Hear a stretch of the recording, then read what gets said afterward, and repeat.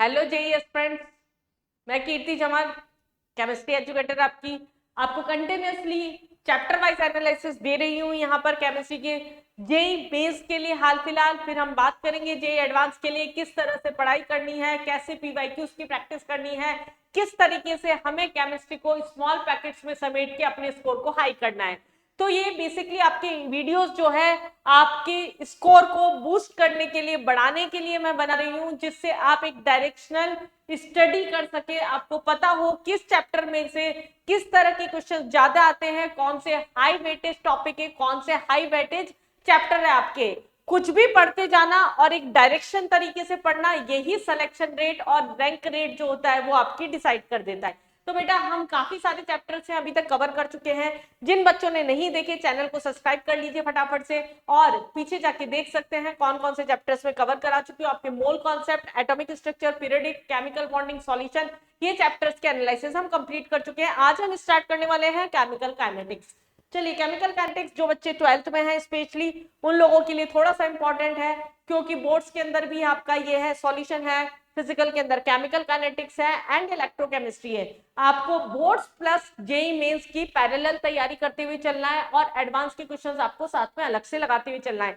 कोई भी चैप्टर आप जो 12th का केमिस्ट्री का कर रहे हैं वो पूरी तरीके से पैकेज में हो जाना चाहिए complete, mains plus boards plus आपका एडवांस। अगर आपने सोचा कि नहीं मेंस का भी करके रख लेते हैं, एडवांस का तब कर लेंगे, बोर्ड्स का कब कर लेंगे, तो आपने एक चैप्टर को ही 3 पार्ट्स में स्प्लिट करके अपने टाइम को कंप्लीटली वेस्ट और डिवाइड कर दिया।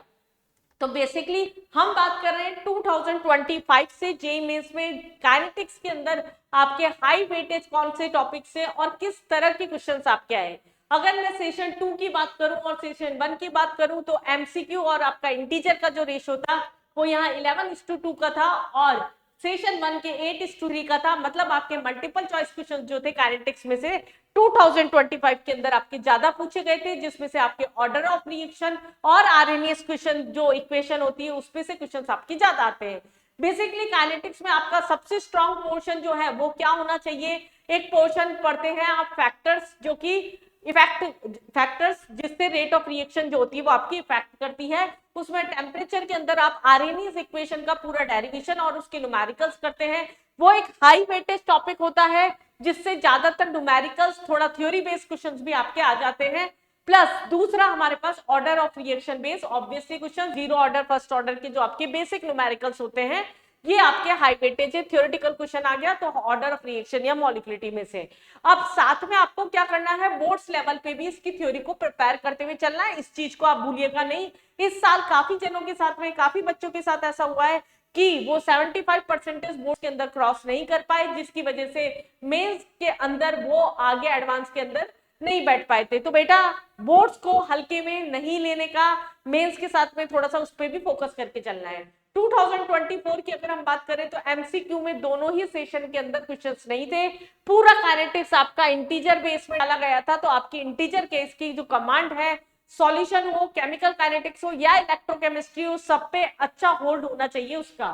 2023 में बहुत रेशो कम था, 22 के अंदर बहुत कम रेशो था, 2:5 और 0:6 का रेशो था यहाँ पर। और 2022 के बच्चे थोड़े निराश होकर निकले थे पेपर से, केवल 2 सेट्स के अंदर आपके इंटीजर बेस में 2 क्वेश्चंस थे काइनेटिक्स के और यहाँ आपके 9 क्वेश्चंस थे सेशन 1 के अंदर।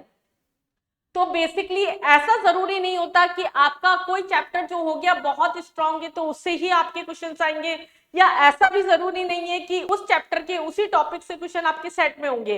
हो सकता है आपका ऑर्गेनिक बहुत स्ट्रांग हो लेकिन केवल 5 ही क्वेश्चन आपके ऑर्गेनिक के बैठे, या ऐसा हो सकता है कि आपका ऑर्गेनिक बहुत स्ट्रांग है, आपकी किस्मत भी बहुत अच्छी है, आपके 12 क्वेश्चन ऑर्गेनिक में ऐसा है। तो ये थोड़ा सा लक फैक्टर हमारा काम करता है, इसलिए हमें फिजिकल, इनऑर्गेनिक और ऑर्गेनिक तीनों को इक्वल वेटेज देते हुए इक्वल तरीके से प्रिपरेशन करनी है। बस हमें तरीका सही पता होना चाहिए, किस चैप्टर में से, किस टॉपिक में से, किस पोर्शन का वैल्यू ज्यादा है, किसमें से इंटीजर बेस्ड क्वेश्चंस आपके ज्यादा आ रहे हैं, किसमें से एमसीक्यू क्वेश्चन ज्यादा आ रहे हैं।